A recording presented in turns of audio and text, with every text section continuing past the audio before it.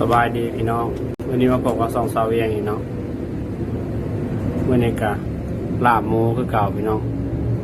ลาบจะใส่น้ำจังหน่อยพี่น้องเลยสดน้ำพี่น้องเลยสวัสดีพี่น้อง สบายดีพี่น้อง เลิกกินข้าวด้วยพี่น้องลาบหมูคือเก่าแต่มื้อก็บอกลาบเนื้อมันพี่น้องบ่แม่นซ้ำๆต้องใส่บ่วงเลยก่อนมีน้ำเนาะ ใส่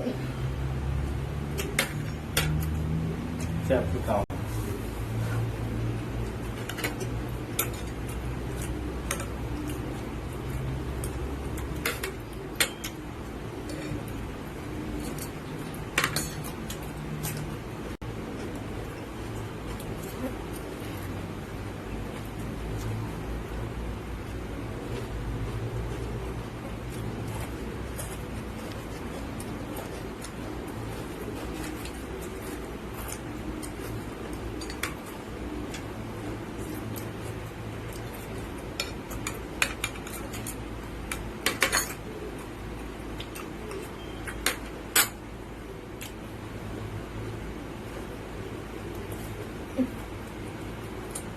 หนังแล้วค่ะ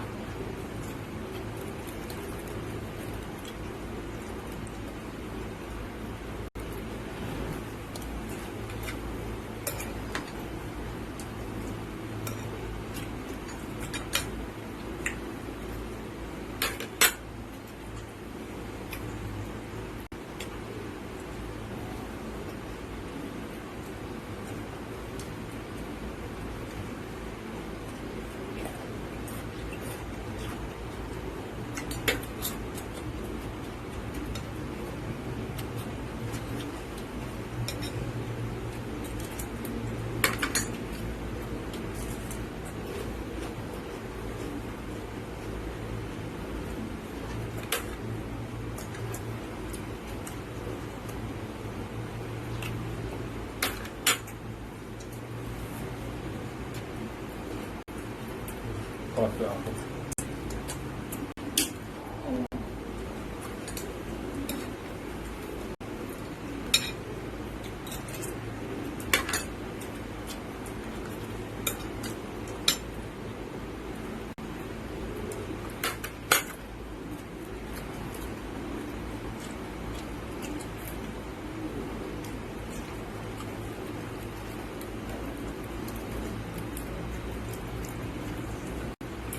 เยอะ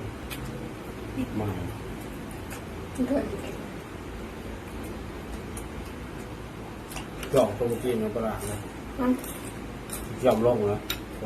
อย่าง ยอมถึงจอก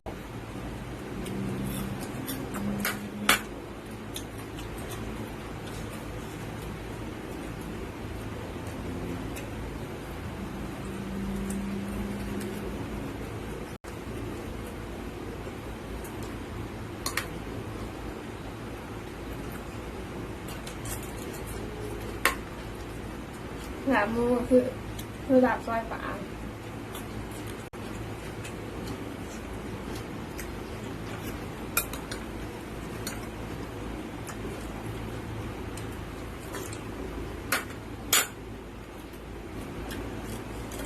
แบบ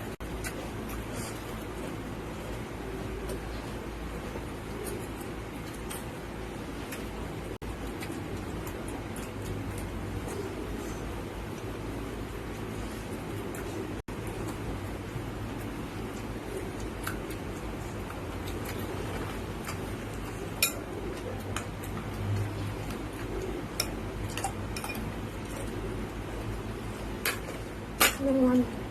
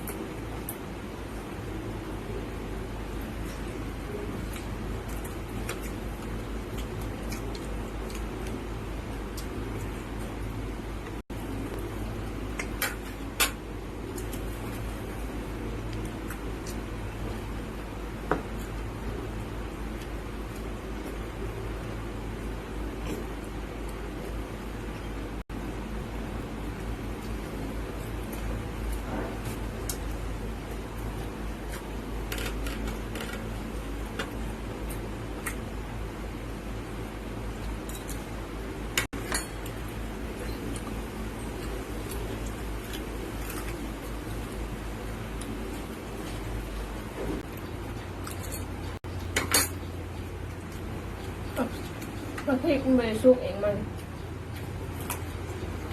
เพื่อนเนาะเขาทำมันสุกบ่ เออเออเออ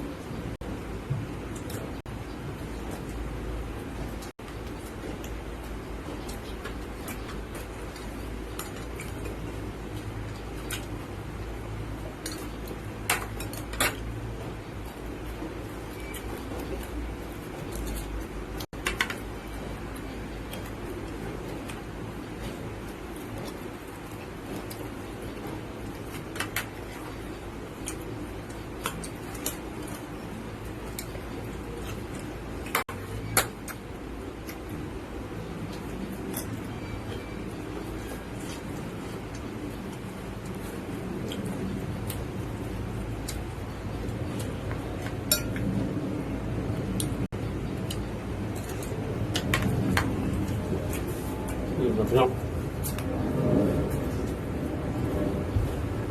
มันข้ามลูกก่อน